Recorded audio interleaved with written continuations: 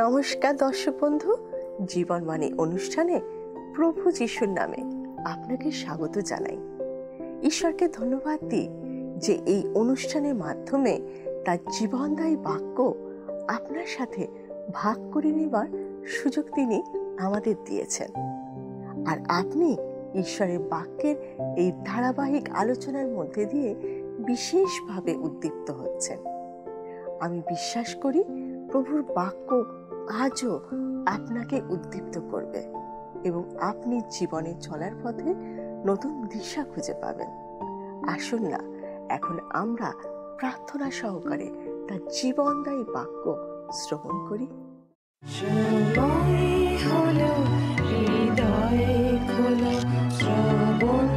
করো জীবন বাণী, নম্র চিতে শ্রবণ করো, নম্র চিতে শ্রবণ করো খ্রিস্ট যিশুর জীবন খানি।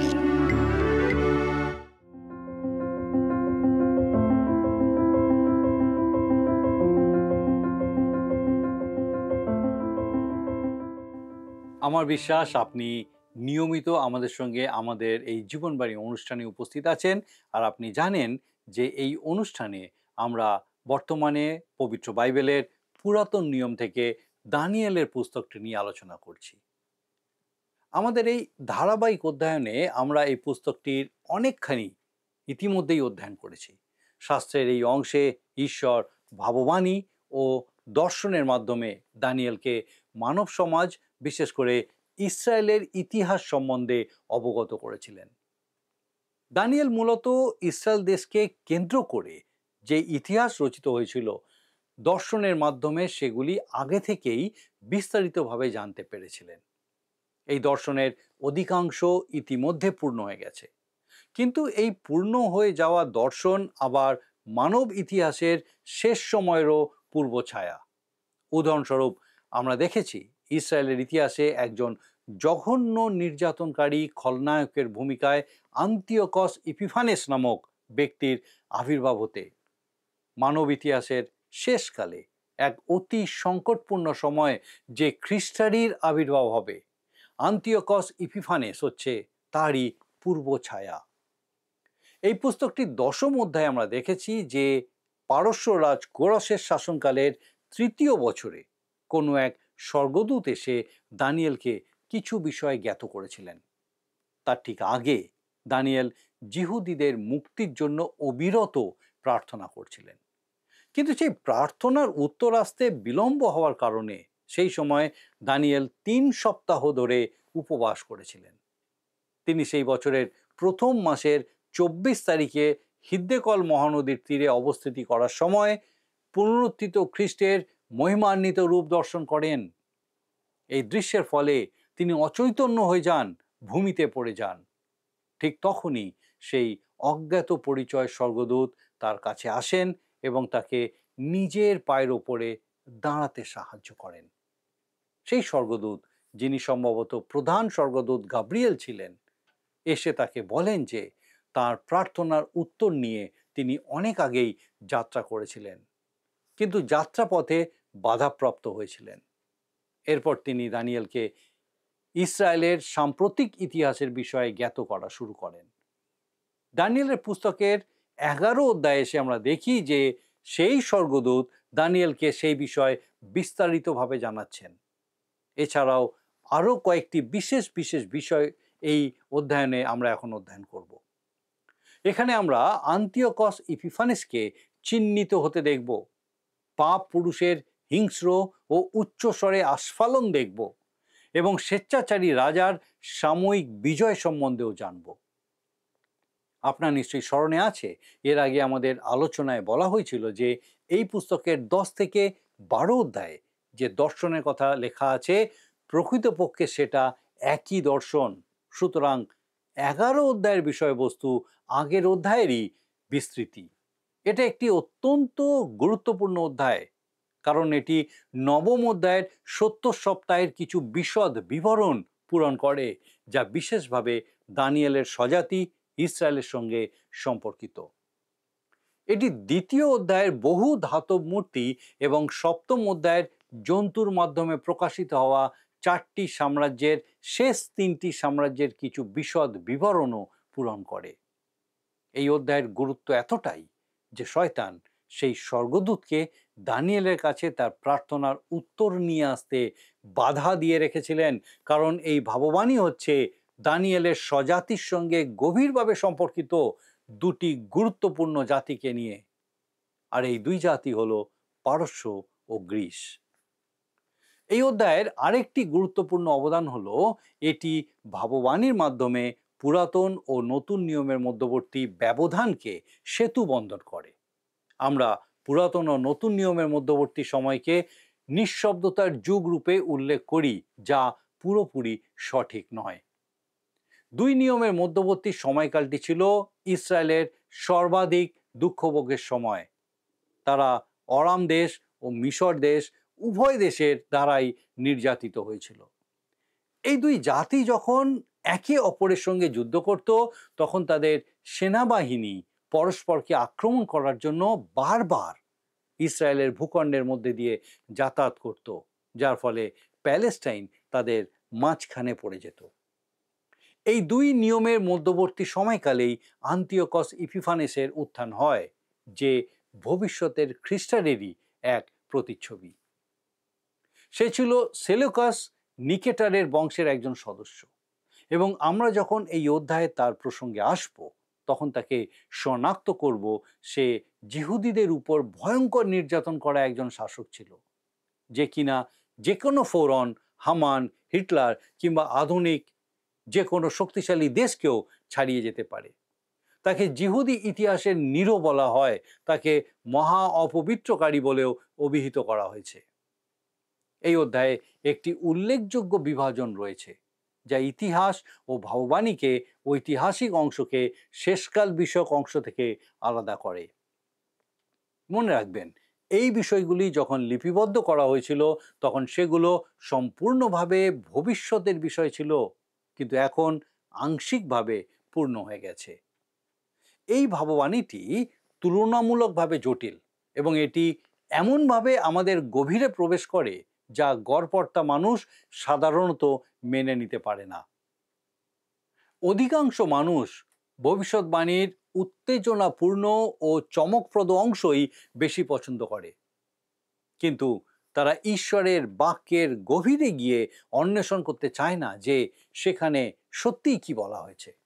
তবে আপনি যদি এমন একজন মানুষ হন যিনি ভাববাণী নিয়ে গভীর ও বিশদ অধ্যয়ন করা উপভোগ করেন, তাহলে ঈশ্বরের বাক্যের এই অসাধারণ অংশটি আপনাকে প্রকৃতই আনন্দ দেবে। আমরা এই অধ্যায়ের প্রথম অংশে দেখব আগের অধ্যায়ের ভাববাণী এখানেও প্রকাশ হওয়া অব্যাহত থেকেছে। এই ভাববাণী মাদীয় পারসিক সাম্রাজ্য থেকে গ্রিক সাম্রাজ্য, এশিয়া থেকে ইউরোপ পর্যন্ত যে ব্যবধান, তার উপরে এক সেতু রচনা করেছে। এটি বিশ্বের পরাক্রমশালী শক্তির এক মহাদেশ থেকে আরেক মহাদেশে পূর্ব থেকে পশ্চিমে স্থানান্তরিত হওয়ার বিষয় প্রকাশ করেছে। মনে রাখবেন, এই ভাববাণী হচ্ছে দানিয়েলের নিজের দেশের মানুষদের সম্বন্ধে। এটি ইসরায়েলের জন্য বিশেষভাবে গুরুত্বপূর্ণ ছিল, কারণ এই ভিন্ন ভিন্ন রাজকীয় শক্তির মাঝে তারা আটকে পড়েছিল। এই সময়টি ইসরায়েলীয়দের জন্য চরম সংকটের সময় হবে।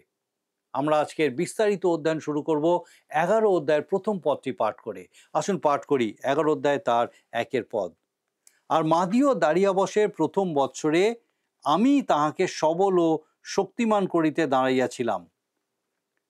এখানে বক্তা হলেন সেই স্বর্গদূত, এবং তার এই বক্তব্য দশম অধ্যায়ের বক্তব্যের ধারাবাহিকতাকে বজায় রেখেছে। এই স্বর্গদূত স্বয়ং গ্যাব্রিয়েল হলেও হতে পারেন, যদিও এখানে তার নাম উল্লেখ করা হয়নি। মনে রাখবেন, এই ঘটনা দারিয়াবশের রাজত্বকালে ঘটেছিল, যখন দানিয়েলকে সিংহের খাতে ফেলে দেওয়া হয়েছিল। দানিয়েলকে রক্ষা করার জন্য দারিয়াবশ ব্যর্থ চেষ্টা করেছিলেন, কিন্তু তিনি নিজেই তার জারি করা আদেশের ফাঁদে পড়ে গেছিলেন। কিন্তু তবু তিনি দানিয়েলকে বলেছিলেন, তুমি অবিরত যাহার সেবা করিয়া থাকো, তোমার সেই ঈশ্বর তোমাকে রক্ষা করিবেন। দানিয়েল 6 অধ্যায় 16 পদ। আমি তাহাকে সবল ও শক্তিমান করিতে দাঁড়াইয়াছিলাম। স্বর্গদূত দানিয়েলকে তার বিশ্বাসে সবল ও শক্তিমান করেছিলেন। তিনি দানিয়েলকে সান্ত্বনাও দিয়েছিলেন আর সাহায্যও করেছিলেন। আর নিশ্চয়ই আমাদের মনে আছে যে দানিয়েল বলেছিলেন, আমার ঈশ্বর আপন দূত পাঠাইয়া সিংহগণের মুখ বদ্ধ করিয়াছেন। দানিয়েল 6 অধ্যায় তার 22 পদ। সুতরাং ইতিহাসের দৃষ্টিকোণ থেকে এই সময়েই এই দর্শনটি দানিয়েল প্রত্যক্ষ করেছিলেন। আর এটি পুরাতন ও নতুন নিয়মের মধ্যবর্তী সময়কাল। নিয়মান্তরাল সময়ের মধ্যে সেতু বন্ধনের কাজ করে। দ্বিতীয় পদ থেকে আমরা স্বর্গদূতকে দানিয়েলের কাছে সেই ভাববাণী প্রকাশ করতে দেখি। আসুন আমরা 2 পদ পাঠ করি। যা হোক, এখন আমি তোমাকে সত্য কথা জ্ঞাত করিব। দেখো, পারস্যে আর 3 রাজা উৎপন্ন হইবে, আর চতুর্থ রাজা সর্বাপেক্ষা অধিক ধনশালী হইবে এবং আপন ধনে শক্তিমান হইলে যবন রাজ্যের বিরুদ্ধে সকলকে উত্তেজিত করিবে। এখান থেকে 34 পদ পর্যন্ত শাস্ত্রের এই অংশটি পূর্বলিখিত ইতিহাসের একটি অন্যতম অসাধারণ উদাহরণ। এই অংশটি ধ্বংসাত্মক সমালোচকদের এমন দাবি করতে বাধ্য করেছে যে দানিয়েলের পুস্তকটি অনেক পরে রচনা করা হয়েছে। এখানে সুস্পষ্টভাবে সেই ভবিষ্যৎবাণীগুলো প্রকাশিত হয়েছে যেগুলো ইতিমধ্যে আক্ষরিকভাবে পরিপূর্ণ হয়েছে। এই অধ্যায়ের ভাববাণী এতটাই বিশদ ও নির্ভুল যে উদারপন্থী সমালোচকেরা এটি যে ঘটনার আগেই রচিত হয়েছে এই সত্যটি মেনে নিতে চান না। তারা জোর দিয়ে বলেন যে দানিয়েলের পুস্তকের ভাববাণী ঘটনাগুলো ইতিহাসে পরিণত হওয়ার পরেই রচনা হয়েছিল। ব্যক্তিগতভাবে আমি উদারপন্থীদের ওই নামে সম্বোধন করতে পছন্দ করি না। আমার দৃষ্টিতে তারা এতটাই সংকীর্ণ মনা যা আমি অন্য কারোর বিষয়ে খুব কমই দেখেছি। নিঃসন্দেহে আমাদের আলোচ্য এই অধ্যায়টি ঈশ্বরের বাক্যে পূর্বলিখিত ইতিহাসের অন্যতম বিস্ময়কর অংশ এবং রক্ষণশীল পাণ্ডিত্য দানিয়েলের পুস্তকের প্রাচীন রচনাকালকে দৃঢ়ভাবে সমর্থন করতে সক্ষম। এর মানে হলো আপনাদের সামনে এক আশ্চর্য ঘটনা ঘটে চলেছে। যখন স্বর্গদূত দানিয়েলকে এই তথ্যগুলি দিলেন, তিনি জানতেন যে দানিয়েলের জীবনকালে এই ঘটনাগুলি পরিপূর্ণ হবে না। নিঃসন্দেহে এই বিষয়গুলি লিপিবদ্ধ করা হয়েছিল ঈশ্বরের সেই লোকদের সান্ত্বনা ও উৎসাহের জন্য যারা এই অধ্যায়ে বর্ণিত কঠিন সময়গুলির মধ্যে দিয়ে যাবে। এছাড়া এটা সমস্ত প্রজন্মের জন্য রচনা করা হয়েছিল, এই সত্যের সাক্ষ্য রূপে যে ঈশ্বর শুরু থেকে শেষ পর্যন্ত সবই অবগত আছেন। দানিয়েলকে স্বর্গদূত বলেছিলেন যে কোরশের পরে পারস্য দেশে উল্লেখযোগ্য আরও 4 জন রাজার আগমন হবে। আমার বিশ্বাস আমরা আজ এই 4 জন রাজাকে চিহ্নিত করতে পারি। এই রাজারা হলেন ক্যাম্বিসিস 529 খ্রিস্টপূর্ব, দ্বিতীয়ত সুডোসমাদিস 522 খ্রিস্টপূর্ব, তৃতীয়ত ডারায়াস হিস্টাপিস 521 খ্রিস্টপূর্ব এবং চতুর্থ রাজা খেরক্সেস, যিনি 480 খ্রিস্টপূর্বে গ্রিস আক্রমণ করেছিলেন। যদিও তিনি পরাজিত হয়েছিলেন এবং এরপর মাদীয় পারসিক সাম্রাজ্য বিশ্বকে শাসন করার আর কখনো চেষ্টা করেনি। একটা উল্লেখযোগ্য বিষয় হলো যে আমার বিশ্বাস এই খেরক্সেসই হচ্ছেন ইস্টারের বিবরণ পুস্তকের অহস্যরস। তার বিষয়ে ভাববাণীতে যেমন বলা হয়েছে তিনি সর্বাপেক্ষা অধিক ধনশালী ছিলেন। এরপর আমরা দেখি এর পরের পদে লেখা আছে, 3 পদে লেখা আছে, পরে বীর্যবান এক রাজা উৎপন্ন হইবে, সে মহা কর্তৃত্ব বিশিষ্ট কর্তা হইবে ও স্বেচ্ছানুসারে কর্ম করিবে। বীর্যবান এক রাজা হচ্ছেন আলেকজান্ডার দ্য গ্রেট, যিনি 335 খ্রিস্টপূর্বে গ্রেকো মেসিডোনীয় সাম্রাজ্য শাসন করা শুরু করেন। তিনি পারস্যকে পরাজিত করেন এবং বিশ্ব শাসনের অধিকার গ্রহণ করেন। এর পরের পদে আমরা দেখি লেখা আছে 4 পদ, সে উৎপন্ন হইলে তাহার রাজ্য ভগ্ন হইবে, আকাশের চারিবায়ুর দিকে বিভক্ত হইবে, কিন্তু তাহার বংশের নিমিত্ত নয়, আর সে যে কর্তৃত্ব করিত তদনুসারে নয়, বস্তুত তাহার রাজ্য উৎপাটিত হইয়া উহাদের নয় কিন্তু অন্যদের হইবে। আলেকজান্ডার দ্য গ্রেট বিশ্বের এক অন্যতম শ্রেষ্ঠ শাসক এবং সম্ভবত বিশ্বের ইতিহাসে সর্বকালের শ্রেষ্ঠ সামরিক কৌশলবিদ ছিলেন। কিন্তু তিনি 323 খ্রিস্টপূর্বে মদ্যপানজনিত কারণে মারা যান। তার নিজের বংশধররা তার বিশাল রাজ্য উত্তরাধিকার সূত্রে লাভ করতে পারেনি। তার 4 জন সেনাপতি সেই সাম্রাজ্যকে 4টি ভৌগোলিক অঞ্চলে বিভক্ত করে নিয়েছিলেন, যার প্রতিটি অঞ্চল একজন করে সেনাপতি শাসন করতেন। বিভাজনটি মোটামুটি এই রকম ছিল। ক্যাসান্ডার ম্যাসিডোনিয়া বা বাইবেলে যে অঞ্চলকে মাকিদোনিয়া বলে সেই অঞ্চল অধিগ্রহণ করেন। লাইসিমাকাস এশিয়া মাইনর, যা হচ্ছে আধুনিক তুরস্ক, সেটা অধিগ্রহণ করেন। সেলুকাস নিকেটর সিরিয়া বা অরাম এবং মধ্যপ্রাচ্যের অবশিষ্ট অংশ লাভ করেন এবং টলেমি মিশরের উপরে কর্তৃত্ব করতে শুরু করেন। এই 4 সেনাপতি এবং তাদের পরিবার পরস্পরের মধ্যে যুদ্ধ করা শুরু করে দেন। শেষ পর্যন্ত যখন রোমীয়রা পূর্ব দিকে অগ্রসর হতে থাকে তখন তারা তাদের রাজত্ব হারিয়েছিলেন। আসুন আমরা এর পরের পদটা পাঠ করি। আমরা 5 পদ দেখি। আর দক্ষিণ দেশের রাজা বলবান হইবে, কিন্তু তাহার অধ্যক্ষদের মধ্যে একজন তাহা হইতেও বলবান হইয়া প্রভুত্ব পাইবে, তাহার প্রভুত্ব মহাপ্রভুত্ব হইবে। দক্ষিণ দেশের রাজা কোন স্থানের দক্ষিণ? বাইবেলে দিক নির্দেশ নির্ধারণ করা হয় প্যালেস্টাইনকে পৃথিবীর কেন্দ্র হিসাবে ধরে। দক্ষিণ দেশের রাজা মুম্বাই, দিল্লি বা কলকাতার দক্ষিণ দিক থেকে আসেনি। তিনি হলেন ইসরায়েলের দক্ষিণ দিক থেকে আগত রাজা, অর্থাৎ এই রাজা হচ্ছেন মিশরের রাজা। তাহলে এই দক্ষিণ দেশের রাজা হচ্ছেন টলামি বংশের একজন। আমরা আরও একটা পদ পড়ি। আসুন 6 পদটা পাঠ করি। আর বৎসর নিচয়ের শেষে তাহারা পরস্পর সম্বন্ধ পাতাইবে, আর মিলন করণার্থে দক্ষিণ দেশের রাজার কন্যা উত্তর দেশের রাজার কাছে গমন করিবে, কিন্তু সে কন্যা নিজের বাহুবল রক্ষা করিবে না এবং সে রাজা ও তাহার বাহু স্থায়ী হইবে না, কিন্তু সেই মহিলা এবং যাহারা তাহাকে আনিয়াছিল আর যে তাহার জন্ম দিয়াছিল ও যে তৎকালে তাহাকে বল দিয়াছিল সকলে সমর্পিত হইবে। উত্তর দেশের রাজা বলতে সেলুকাস বংশের রাজাকে বোঝানো হয়েছে। এই পদটি আমাদের আনুমানিক 250 খ্রিস্টপূর্বে নিয়ে আসে। যদিও ঐতিহাসিকদের মধ্যে কিছু ছোটোখাটো বিষয়ে মতভেদ আছে, তবু তারা সেই সময়কার রাজপরিবারগুলোর কিছু চতুর কার্যকলাপ লিপিবদ্ধ করেছেন, যা এই ভাববাণীকে অত্যন্ত নিখুঁতভাবে পূর্ণ করে।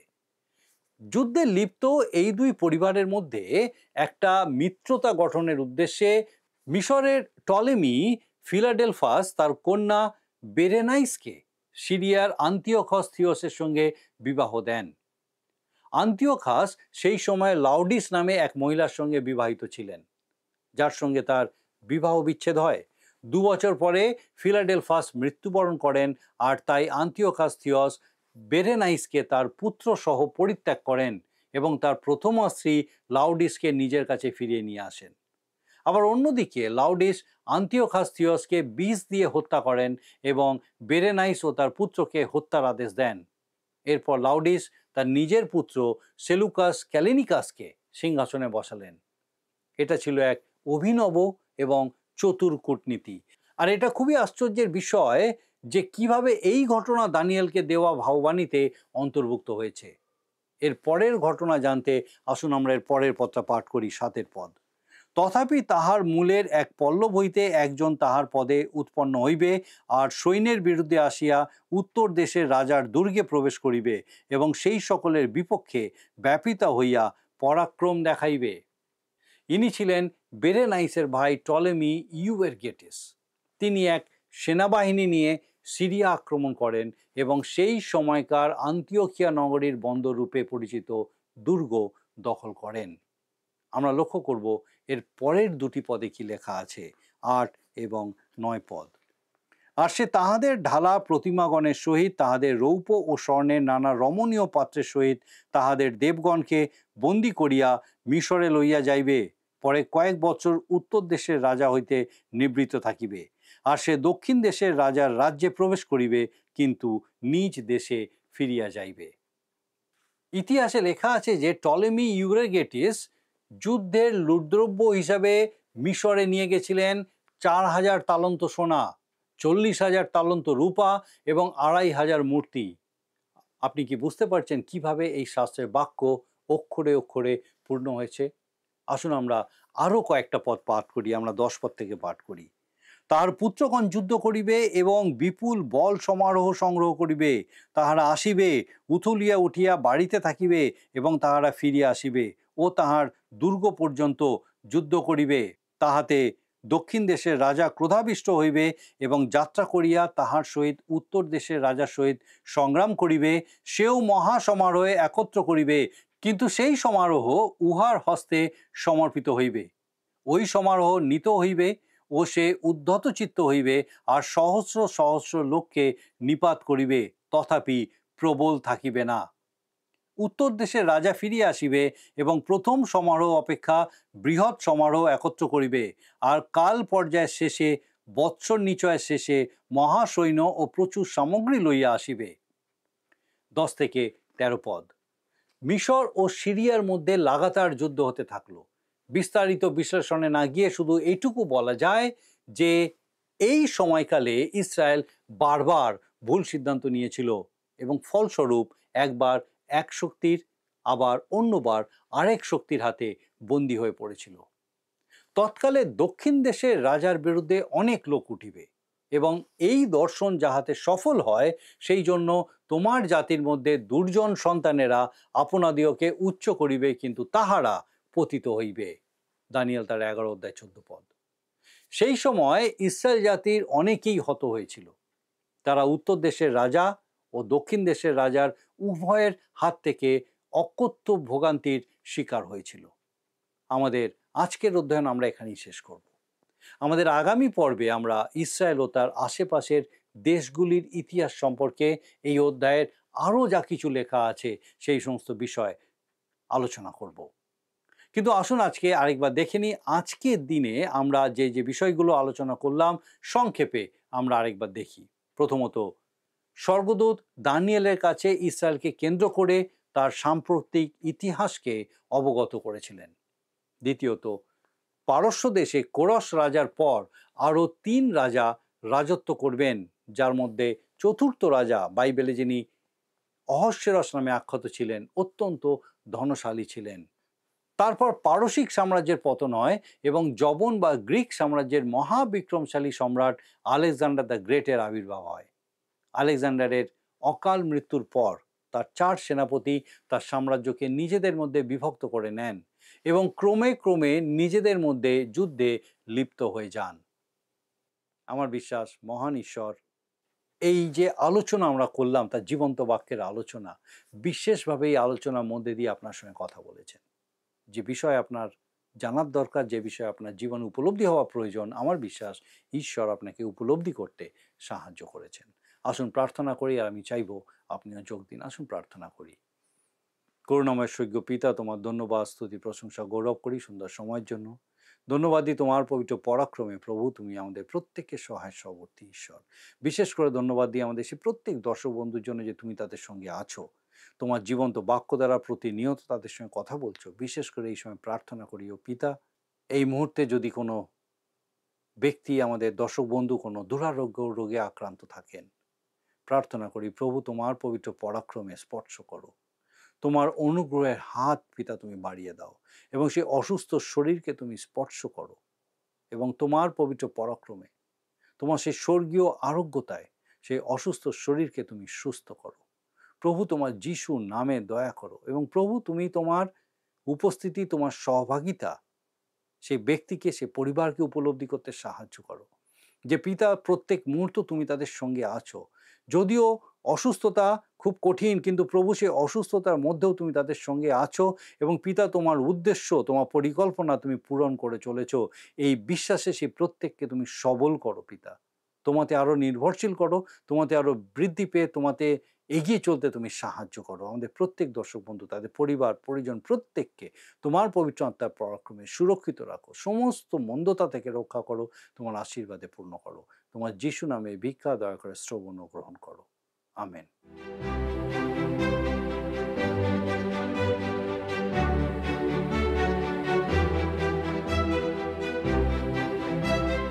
প্রিয় বন্ধু, আপনাদের কাছে আমার বিশেষ অনুরোধ, এই অনুষ্ঠান কেমন লাগছে তা আমাদেরকে জানাবেন। আর যদি আপনাদের কোনো প্রশ্ন থাকে তাও আমাদের জানাবেন। আমরা চেষ্টা করব আপনার প্রশ্নের উত্তর দিতে। আমি বিশ্বাস করি এই অনুষ্ঠানের মাধ্যমে ঈশ্বর প্রতিদিন আপনার জীবনে নতুন নতুন আশীর্বাদ যোগ করছেন। আজকের আলোচনার মধ্যে আমরা যা শিখেছি সেখান থেকে একটা ছোট্ট প্রশ্ন করা হবে। আপনি মন দিয়ে শুনে তার উত্তরটা আমাদের জানান। প্রিয় বন্ধু, আসুন আমরা আজকের প্রশ্ন উত্তরে আসি। গতকালের প্রশ্নের উত্তর অপশন সি, মিখায়েল। আজকের প্রশ্ন, পারস্য দেশের চতুর্থ রাজা কোন রাজ্যের বিরুদ্ধে সকলকে উত্তেজিত করবেন?